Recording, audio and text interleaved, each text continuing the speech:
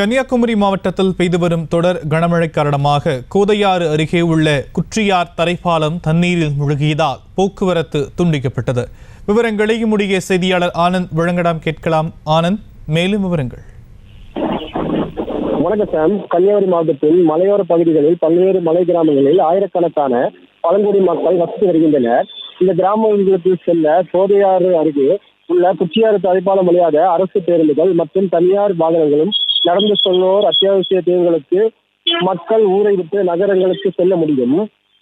அடிக்கடி மழை பெய்யும் போது காற்றாற்று வெள்ளத்தாலும் கோதையாறு நீர் மின் நிலையத்தில் இருந்து நீர் வெளியேற்றிய நேரத்திலும் இந்த தரைப்பாலம் நீரில் மூழ்கி போக்குவரத்து துண்டிக்கப்பட்டு மக்கள் அத்தியாவசிய தேவைகளுக்கு கூட வெளியே செல்ல முடியாமல் கிராமங்களுக்குள்ளேயே முடங்கியுள்ளனர்.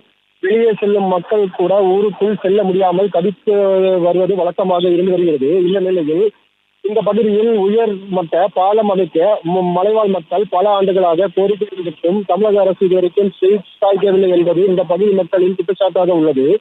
இந்த நிலையில் தற்போது பெய்து வரும் கனமழையால் காற்றாற்று வெள்ளத்தால் குற்றியாறு தரைப்பாலம் நீரில் மூழ்கி போக்குவரத்து துண்டிக்கப்பட்டுள்ளது.